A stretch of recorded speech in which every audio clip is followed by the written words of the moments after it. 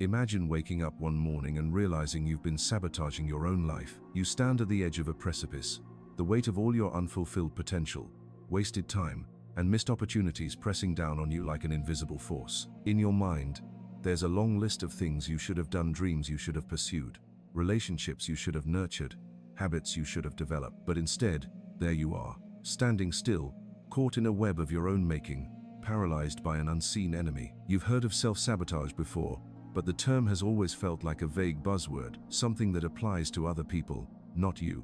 After all, you have big dreams.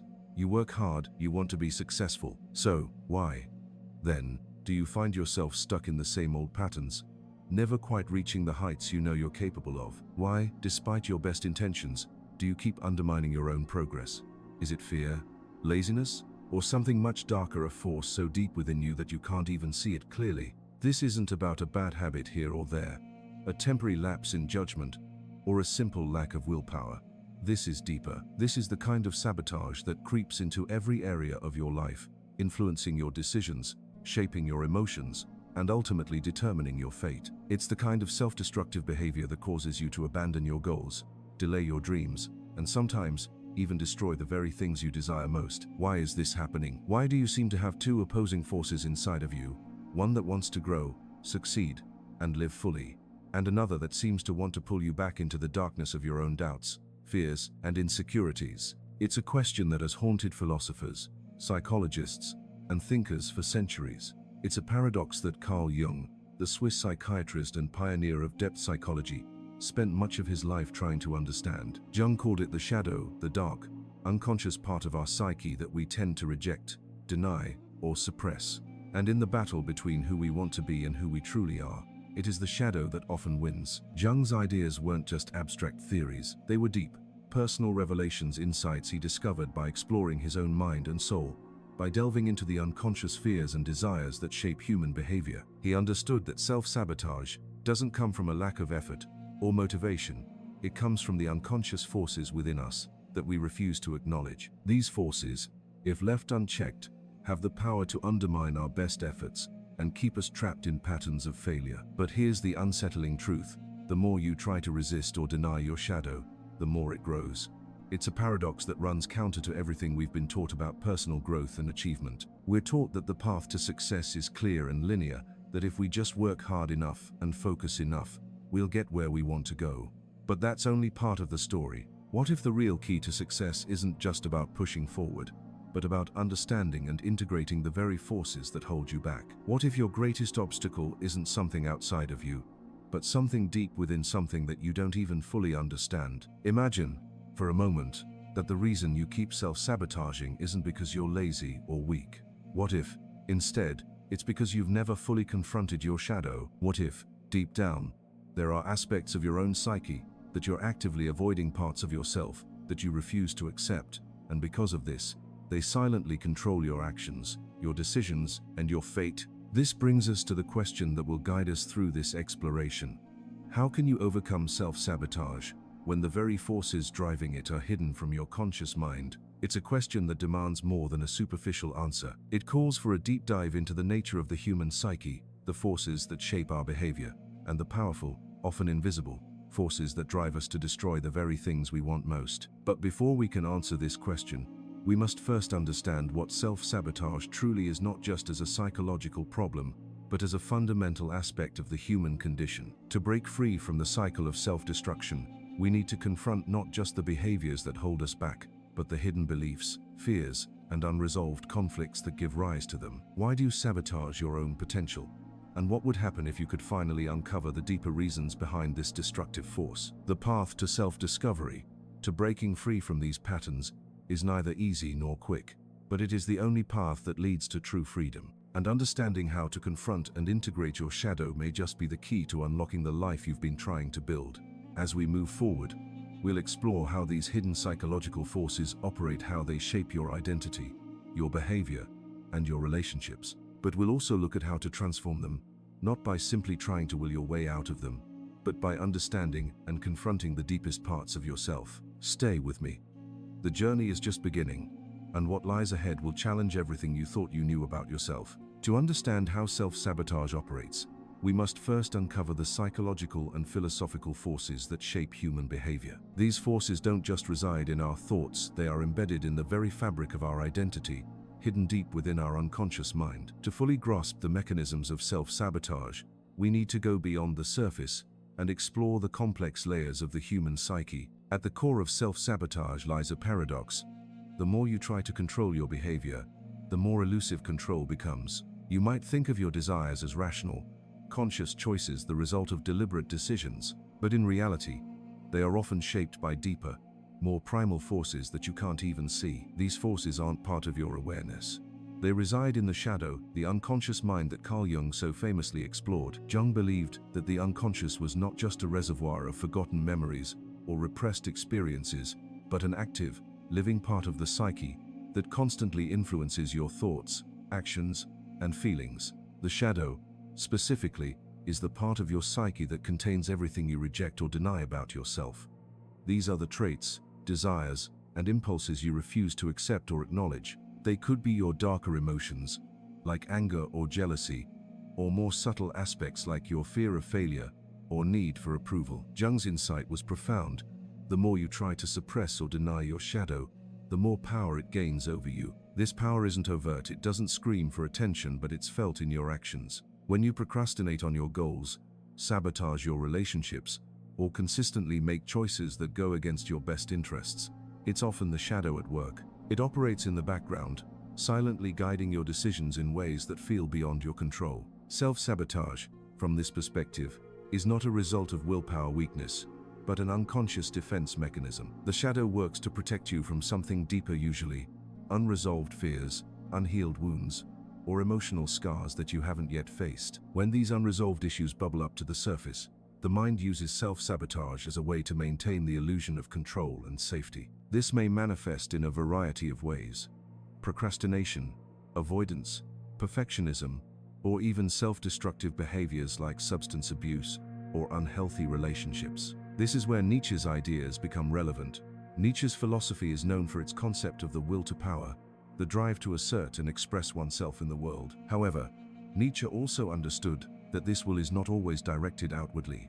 It can be turned inward, creating what he called self-undoing, or the path of self-destruction. According to Nietzsche, many people are trapped in a cycle of self-sabotage because they lack the courage to confront their inner conflicts. Instead of asserting their will to power, they turn it against themselves. The result is a paradox: the desire to grow, succeed, and transcend, but a simultaneous fear of success, because success might bring them face to face with the painful truths they are avoiding. Nietzsche's idea resonates with Jung's shadow concept. For Jung, the ego, the conscious part of our identity, fears the shadow, not because the shadow is evil, but because it is unfamiliar. The ego wants to maintain control over its identity, and integrating the shadow requires a relinquishment of that control. This is a terrifying proposition for most people, because it threatens the very structure of their self-concept. It's easier, in a sense, to remain fragmented, to avoid the painful truths about yourself, than to embark on the long and difficult journey of self-integration. The same fear of self-integration lies at the heart of self-sabotage. When you're faced with an opportunity for growth or success, there's often an underlying fear that success will force you to confront something you're not ready to face. Perhaps it's the fear that you don't deserve success, or the fear that success will reveal your inadequacy. These fears are unconscious, and they often prevent you from stepping into your full potential. Philosophers like Schopenhauer and Sartre also shed light on the root causes of self-sabotage. Schopenhauer's philosophy of pessimism revolves around the idea that human desires are endless and insatiable. He believed that desire itself is the root of suffering, because no matter how much we achieve, we are always left wanting more. In a sense, self-sabotage can be seen as a result of our own desire to avoid suffering, to protect ourselves from the never-ending cycle of wanting and needing. But this avoidance often leads to even greater suffering, as it traps us in patterns of stagnation. Sartre, on the other hand, emphasized the existential freedom of human beings, the idea that we are radically free to define ourselves and create meaning in our lives. However, with this freedom comes a burden, the burden of responsibility. Sartre called this bad faith, the act of lying to oneself in order to avoid the anxiety of total freedom. In this context, self-sabotage could be seen as a form of bad faith. Instead of embracing your freedom to change and grow, you deceive yourself by making excuses, procrastinating, or choosing to remain in situations that prevent you from fully realizing your potential. These philosophical insights point to a deeper issue. The root of self-sabotage is not just in our behavior, but in our relationship with freedom, responsibility, and desire. It's easy to blame our failures on external factors, like bad luck or other people's actions. But the true source of self-sabotage lies in the internal conflict between the desire for growth and the unconscious fears that hold us back. This is the tension that plagues most people. It's the tension between the person you want to be and the person you are. It's the tension between your conscious goals and your unconscious beliefs. And it's a tension that, if unresolved, will continue to fuel the cycle of self-sabotage. But the good news is that this conflict, this paradox, is not an unresolvable problem. It's a challenge that you have the power to face if you're willing to confront the deepest parts of yourself. Before you can overcome self-sabotage, however, you need to understand how it affects your life. You need to see the consequences of this hidden force and begin to recognize it for what it truly is. Stay with me. In the next section, we'll explore the unseen consequences of self-sabotage and why it's so difficult to break free from its grip. Self-sabotage is more than just a personal failure or a fleeting moment of weakness. It is a force that shapes the very fabric of your life, often without you even realizing it. Its consequences are insidious. They erode your sense of self-worth, distort your perception of reality, and, if left unchecked, create a cycle of frustration, despair, and unfulfilled potential. What makes self-sabotage so dangerous is its invisibility.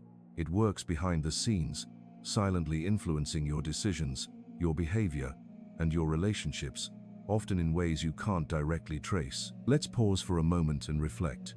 Think about the times in your life when you've come so close to success, whether it was a promotion, a creative project, a relationship, or a personal goal. And yet, just as you were on the brink of achieving something meaningful, you pulled back. Perhaps you procrastinated, made excuses, or sabotaged your own progress with fear, doubt, or distraction. Now imagine how many of these instances have gone unnoticed, buried under layers of rationalization and denial. The most disconcerting aspect of self-sabotage is that it often feels like you're not the one in control of your actions. You might even be conscious of your self-sabotaging behavior and try to stop it. But the more you try to control it, the more elusive it becomes. This is the paradox that Jung pointed out. The more we resist our unconscious forces, the more they assert themselves. Self-sabotage feeds on your desire to avoid discomfort. The more you try to suppress it, the stronger its grip on your life becomes. You might think that self-sabotage is confined to isolated incidents, a missed opportunity here, a failed attempt there. But the true consequences run much deeper. It affects how you perceive your own worth and capabilities. The longer you remain trapped in this cycle, the more it distorts your identity. Over time, you begin to internalize these failures as proof that you're not capable of success, that you're not worthy of achievement, or that you're doomed to a life of mediocrity. And this, in turn, leads to more sabotage because you unconsciously believe that success isn't meant for you, that you're not allowed to have what you want. The impact of self-sabotage doesn't just stop with your goals. It spills into your relationships as well. People who engage in self-sabotage often push others away, either through defensiveness, withdrawal, or self-doubt. They fear intimacy because they fear being exposed for who they really are: flawed, imperfect, and vulnerable. This fear can lead to avoidance, dishonesty, and conflict. And if you sabotage relationships, you create a self-fulfilling prophecy. You reinforce the belief that you're unworthy of love, connection, or respect. But perhaps the most invisible consequence of self-sabotage is its impact on your emotional state. When you engage in self-sabotaging behavior, you are constantly in a state of internal conflict. On one level, you want to achieve your goals and live a fulfilling life. On another level, you are driven by fear, doubt, and unresolved emotions that you haven't fully confronted. This creates an ongoing tension, an underlying anxiety that never fully dissipates. You feel stuck, as though something is always holding you back, but you can't quite put your finger on it. This dissonance breeds chronic stress, which over time can manifest as depression, anxiety, and even physical ailments. This internal conflict can also make you highly susceptible to external influences. When you feel like you're not in control of your life, you may look to the outside world for validation, approval, or answers. This often leads to unhealthy patterns of dependence on external factors, whether it's seeking constant praise, trying to please others, or looking for quick fixes in the form of consumerism, entertainment, or substance use. The more you look outside yourself for validation, the more you lose touch with your own sense of purpose and direction. Now, consider the neurological and cognitive biases that fuel this cycle.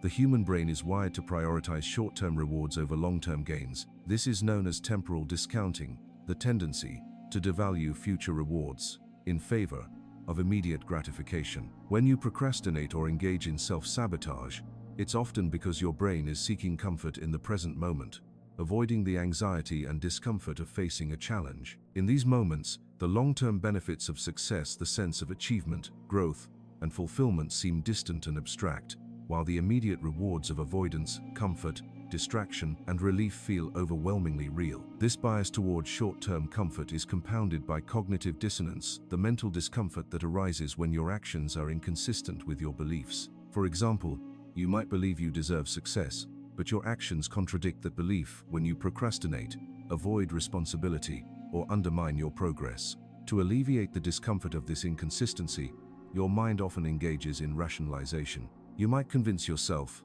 that the opportunity wasn't really that important, that you're too busy, or that you'll do it later. These rationalizations are self-deceptive, and they allow you to temporarily avoid facing the reality that you are sabotaging yourself. But the long-term consequences of this avoidance are far more serious. Each time you allow your mind to justify your self-sabotage, you strengthen the neural pathways that reinforce these behaviors. This creates a feedback loop. Each act of self-sabotage leads to more self-doubt, more anxiety, and more avoidance. Over time, the cycle becomes harder to break. It's not just about willpower anymore. It's about rewiring your brain and confronting the deep-rooted beliefs and fears that are driving your actions. This is why so many people remain trapped in the cycle of self-sabotage for years, even decades. It's not just a bad habit. It's a deeply ingrained pattern of thinking, feeling, and acting that has become part of your identity. Breaking free from this pattern requires not only conscious effort, but a fundamental shift in how you relate to your inner world. But before we dive into how you can break this cycle, it's crucial to fully understand the extent of the damage self-sabotage causes. It's not just about missed opportunities or feelings of regret. It's about a disconnection from your true self, a severing of the link between your desires and your actions. The longer you ignore this disconnection, the more disconnected you become from your own potential. And the more you remain disconnected, the more you risk living a life that's not truly yours, one shaped by fears, doubts, and unconscious beliefs, rather than by the free expression of your will. In the next section, we'll begin the journey of breaking free from this cycle, challenging everything you thought you knew about self-sabotage. It won't be easy, but it will be liberating. Are you ready to confront the forces that have been quietly controlling your life? The path ahead may seem daunting, but it's the only way to reclaim your true power. You've now seen the deep psychological and emotional consequences of self-sabotage. It's not just a pattern of bad habits or isolated failures. It's a profound internal conflict, an ongoing tension between your desires for growth and the unconscious forces that drag you back. This conflict doesn't end when you acknowledge it. In fact, it often intensifies as you begin to confront the shadow within. But here's the truth. The moment you recognize the forces that control you, you've already taken the first step toward breaking free. But this is where the real work begins. To overcome self-sabotage, you must make a radical shift in perspective. This isn't about just trying harder or being more disciplined. It's not about the superficial solutions often offered in self-help books or motivational speeches. Overcoming self-sabotage is a revolutionary act. It's about taking back control of your inner world and reasserting your will in the face of unconscious resistance. It's about choosing to face the discomfort of your deepest fears, wounds, and desires. The first key to this transformation is understanding that the power you have is not in suppressing or denying the shadow, but in integrating it. The shadow is not a force that can be vanquished or defeated. It's a part of you, an essential part of your psyche. And like all aspects of your being, it has its strengths and its wisdom. When you learn to accept the shadow instead of running from it, you take away its destructive power. Jung's idea of integration is crucial here.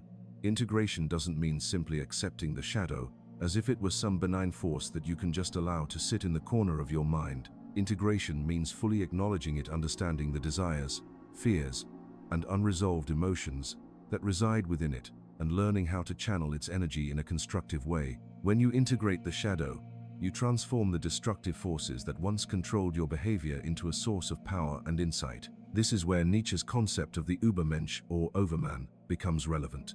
Nietzsche's idea was not that human beings should try to transcend their weaknesses through forceful denial. Rather, he believed in the creation of the self, a powerful, authentic individual who embraces their full range of experience, including their pain, suffering, and contradictions. The Übermensch doesn't run from the darker parts of themselves. They transcend them by owning them, by transforming them into fuel for their creative power. In a similar vein, the key to breaking free from self-sabotage is to stop fighting your inner demons and start transforming them. This might sound paradoxical, but it's the only way to unlock your true potential. For example, if you have a deep fear of failure, it's not about simply getting over it. You need to understand the root of that fear and confront it head-on. Ask yourself, what is it that I'm really afraid of? What does this fear tell me about who I am and what I believe about myself? The second key to breaking free is to challenge your relationship with responsibility, a concept that, like the shadow, often evokes resistance. We are conditioned by society to avoid discomfort, to seek pleasure, and to avoid responsibility at all costs. But as Sartre pointed out, freedom and responsibility are two sides of the same coin. To be free is to be responsible to take full ownership of your choices, your actions, and your life. The more you try to avoid responsibility, the more you remain trapped in the cycle of self-sabotage. Taking responsibility isn't about accepting blame for everything that's wrong in your life. It's about reclaiming your power, about realizing that no matter what circumstances or forces might have shaped your past, you have the freedom to choose how you respond to them. This is the essence of existential freedom, the recognition that your past does not define you, and that the present moment is a choice. This shift toward radical responsibility is often painful. It requires you to take a hard look at the ways you've been complicit in your own suffering. It asks you to acknowledge the role that your unconscious beliefs, fears, and desires have played in shaping your choices. But it also empowers you to break the cycle, to start making choices that reflect the person you want to be, not the person you've been conditioned to believe you are. The third key to breaking free from self-sabotage is the recognition that you must reframe the way you perceive failure and success. Society often teaches us that failure is something to be avoided at all costs. Failure is the ultimate shame, the thing that proves we are inadequate. But from a psychological and philosophical perspective, failure is a natural part of the process of growth. In fact, it's not the absence of failure that determines success, it's your ability to learn from failure, to face it, and to integrate the lessons it offers. Carl Jung was a firm believer in the importance of confronting one's personal mythology. He argued that the stories we tell ourselves about who we are and what we're capable of have a profound impact on our behavior. If you tell yourself the story that you are destined to fail, that you are doomed to sabotage yourself, you will inevitably fulfill that story. But if you can reframe your understanding of failure, viewing it not as an endpoint but as a necessary step toward growth, you begin to change the narrative. This shift is not just intellectual, it's emotional. It requires you to change the emotional charge that you place on failure. Instead of seeing failure as a source of shame or frustration, you must learn to see it as a teacher, a guide that shows you what isn't working, what needs to change, and where you still have room to grow. This reframing of failure is the ultimate antidote to self-sabotage. When you can approach failure with curiosity instead of fear, you take away its power to control you. So how do you begin to make these shifts in your life? The process isn't simple. It requires conscious effort, sustained commitment, and, most importantly, a willingness to face the parts of yourself that you've been avoiding. But there are steps you can take, starting today. Start by integrating your shadow. Begin by examining the aspects of yourself that you reject or deny. What are the qualities you find uncomfortable or shameful? What do you fear most? Write them down, spend time reflecting on them. What might these parts of yourself be trying to teach you? What strengths could they offer if you stopped running from them? Embrace radical responsibility. Stop blaming external circumstances for your failures. Take full responsibility for the choices you make, the actions you take, and the life you're creating. This doesn't mean blaming yourself for everything that's wrong, but it does mean taking control of your response to those situations. You have the power to change the narrative of your life. Reframe failure. Change your relationship with failure. Instead of seeing it as something to avoid at all costs, start viewing it as a necessary part of the growth process. Ask yourself, what can I learn from this failure? Embrace failure as an opportunity for transformation rather than a final judgment on your abilities. Create a new personal mythology. Rewrite the story you tell yourself about who you are. If you've been living under the myth of self-sabotage, it's time to create a new one where you are empowered to take risks, face your fears, and embrace challenges. Choose the narrative that aligns with the person you want to become, and live into it every day. These steps won't produce immediate results. They require time, patience, and persistence. But each step brings you closer to liberation from the unconscious forces that have held you back for so long. And with each breakthrough, you'll begin to reclaim your power and step into a life that's truly yours. The rebellion against self-sabotage is not a simple act of willpower. It's a revolution of the mind, heart, and soul. It's about confronting the deepest parts of yourself, accepting your full humanity, and taking responsibility for the life you want to create. In the next section, we'll dive deeper into the ultimate truth that lies beneath all of this, the realization that will forever change how you see yourself and the world. You've spent the last few sections confronting the hidden layers of self-sabotage, its psychological roots, the profound consequences it has on your life, and the rebellious steps necessary to break free. But there's one final, most powerful realization that will reframe everything you've learned. This insight is the key that unlocks the door to lasting change, and it's the deepest truth about human nature that you've been avoiding, perhaps even without realizing it. Are you ready for it? The ultimate truth is that you are not your sabotaging behaviors. You are not defined by your past failures, your fears, or your flaws. You are not a victim of your circumstances, nor are you condemned to repeat the patterns of self-destruction that have shaped your life up until now. The key to overcoming self-sabotage is not about defeating the shadow or vanquishing your inner demons. It's about realizing that you, the conscious, aware self, are not the sum total of your unconscious drives, your limiting beliefs, or your habitual reactions. You are the observer of these things, and it is from this position of awareness and acceptance that you reclaim your freedom. Jung understood this on a profound level. He saw the psyche as a complex, ever-evolving system, one where every part, even the shadow, has a role to play in the larger whole. But while the shadow represents the aspects of ourselves we refuse to acknowledge, the self, the totality of your being, is the force that transcends all of these internal contradictions. Your true self is a unity of all aspects of your being, integrated and whole. And it is only by identifying with the self, rather than the fragmented parts of your psyche, that you can transcend the cycle of self-sabotage. What does this mean practically? It means that when you confront the parts of yourself that have been holding you back, you do so from a place of wholeness, not judgment. You stop identifying with the behavior, the pattern, or the emotional reaction. You begin to see yourself not as someone who fails or self-sabotages, but as someone who is capable of growth, change, and deep self-understanding. The distinction is subtle, but it's critical. You are not your actions, you are the awareness behind them. This shift in perspective requires a radical letting go of control, an acceptance that your unconscious forces are not your enemies, but aspects of the whole that need to be integrated. The more you fight against them, the more power you give them, but the more you accept them without judgment, the more they lose their hold over you. This is the wisdom Jung sought to impart. Wholeness does not come from suppressing the shadow, but from embracing it. By seeing your sabotaging behaviors as parts of your unconscious trying to communicate something, you learn to transform their energy, rather than be consumed by it. Nietzsche's philosophy offers an intriguing parallel here. He argued that in order to live fully, you must embrace the will to power the creative force within you that seeks to shape the world according to your authentic desires. This doesn't mean controlling others, or seeking power over external circumstances. It means taking full responsibility for your inner world, for the way you direct your own energy, and for how you choose to express your will. When you make the shift from identifying with your sabotaging behaviors to recognizing yourself as the observer, you free up the energy that was once trapped in avoidance, resistance, and fear. You begin to direct that energy toward creation and growth, instead of destruction. But there's something else at play here, something even more subtle, yet powerful. When you understand that you are not defined by your behaviors, you realize that you can never truly fail. Failure, as society has defined it, is a construct. It's the belief that there's some final verdict on your worth, a single moment where the judgment of failure is rendered.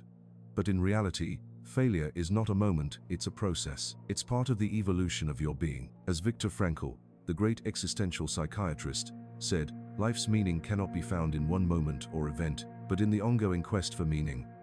Failure is not the opposite of success, it's the teacher. the force that pushes you to expand beyond your current limitations. When you realize that you are not your sabotaging behaviors, you free yourself from the tyranny of perfectionism. You stop expecting yourself to be flawless, and instead, you embrace the messy, human process of growth. This radical acceptance of imperfection is a hallmark of existential thought. Sartre and Heidegger both emphasized the importance of simply being present, accepting your existence, and facing the reality of who you are, without any pretense or evasion. You cannot transcend the sabotage in your life by denying it or by trying to be someone you're not.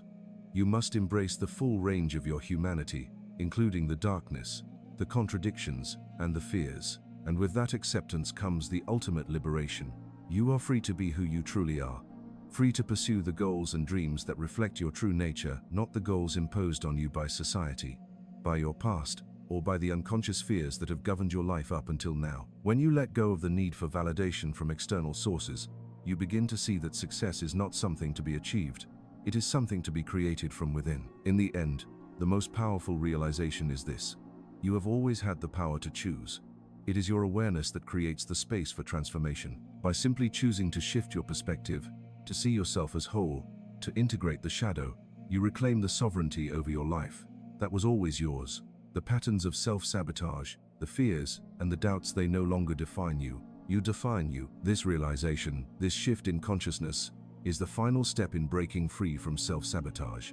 It's a shift from victimhood to empowerment, from unconscious reaction to conscious creation. It's the moment when you stop being a prisoner of your mind and start becoming the creator of your life. So, what's the next step?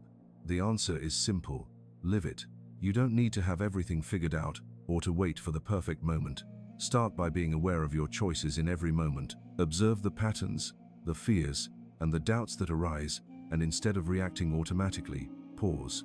Take a deep breath. See them for what they are: unconscious habits trying to protect you, but no longer needed. And then, with full awareness, make a conscious choice. This is the moment when your life begins to change, not because of a magical solution, but because you've tapped into your true power to transform the story you've been telling yourself. You've stepped out of the cycle of self-sabotage and into the creative flow of your authentic self. And from that moment forward, you begin to experience life not as something to be survived, but as something to be created, a masterpiece that you are always in the process of sculpting.